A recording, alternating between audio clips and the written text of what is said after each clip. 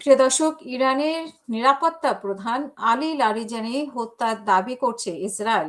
ইরানের জাতীয় নিরাপত্তা পরিষদের প্রধান আলী লারিজানি নিহত হয়েছেন বলে দাবি করছে ইসরায়েলের প্রতিরক্ষা মন্ত্রী। লারিজানি ইরানে বেঁচে থাকার সর্বজ্যেষ্ঠ নেতাদের একজন ছিলেন। আজ মঙ্গলবার এক বিবৃতিতে ইসরায়েল কাজ কাজ এই তথ্য জানান। তবে এই খবরের বিষয়ে ইরানের পক্ষ থেকে এখন পর্যন্ত কোনো আনুষ্ঠানিক প্রতিক্রিয়া বা মন্তব্য পাওয়া যায়নি। লারিজানি নিহত হওয়ার খবরটি নিয়ে আরও বিস্তারিত তথ্য আসার অপেক্ষায় রয়েছে আন্তর্জাতিক সংবাদ মাধ্যম। উল্লেখ্য, গত কয়েক দশক ধরে আলীর লারিজানি ছিলেন ইরানের ক্ষমতার কাঠামোর শান্ত ও বাস্তববাদী মুখ।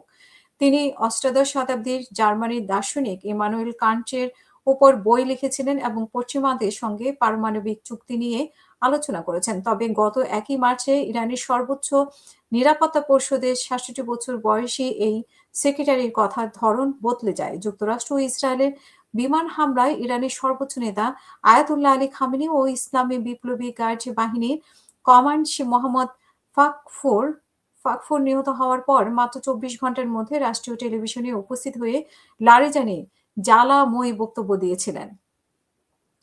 প্রিয় দর্শক, ইসলামী বিপ্লবী গার্ডের বার্জিস ফোর্স প্রধান সোলেমানি নিহত হওয়ার দাবিও করছে ইসরায়েল। ইরানের ইসলামী বিপ্লবী গার্ড বাহিনীর আওতাধীন আধা সামরিক বাহিনী বাজিস ফোর্সের কমান্ড গোলাম মোরেজা সোলাইমানিকে হত্যার দাবি করছে ইসরায়েলি সেনাবাহিনী এবং গতকাল সোমবার রাতে এক হামলায় সোলাইমানি নিহত হয়েছেন বলে এমন দাবি করা হয়েছে। ইসরায়েলি বাহিনী দাবি করছে যে সোলাইমানির এই মৃত্যু ইরানের কমান্ড অ্যান্ড কন্ট্রোল বা সামরিক নিয়ন্ত্রণ কাঠামোর জন্য একটি বড় ধরনের ধাক্কা। একই সঙ্গে ইরানের কমান্ডারের বিরুদ্ধে শক্তি প্রয়োগ অব্যাহত রাখার অঙ্গীকারও করেছে ইসরায়েল। তবে এই খবরের বিষয়ে ইরান এখন পর্যন্ত আনুষ্ঠানিক কোনো মন্তব্য করেনি। গত ২৮শে ফেব্রুয়ারি যুদ্ধ শুরুর পর থেকেই ইরানের শীর্ষ নেতৃত্বকে লক্ষ্য করে হামলা চালিয়ে আসছে ইসরায়েল ও যুক্তরাষ্ট্র। এসব হামলায় দেশটির ৮৬ বছর বয়সী সর্বোচ্চ নেতা আয়াতুল্লাহ আলী খামেনি সহ বেশ কয়েকজন জ্যেষ্ঠ সামরিক কমান্ডার নিহত হয়েছেন। বিশ্লেষকদের মতে সোলাইমানিকে হত্যার ফলে বার্জিস ফোর্সের নিয়ন্ত্রণ ব্যবস্থা আরও দুর্বল হয়ে পড়তে পারে। ইরান বর্তমানে শাসন ব্যবস্থার বিরুদ্ধে যে কোনো সম্ভাব্য বিদ্রোহ দমনে এই বাহিনী অত্যন্ত গুরুত্বপূর্ণ ভূমিকা পালন করে থাকে। মূলত একই কারণেই বাজিস সহ অভ্যন্তরীণ নিরাপত্তা বাহিনীগুলোকেও শুরু থেকেই লক্ষ্যবস্তু বানাচ্ছে যুক্তরাষ্ট্র ও ইসরায়েল।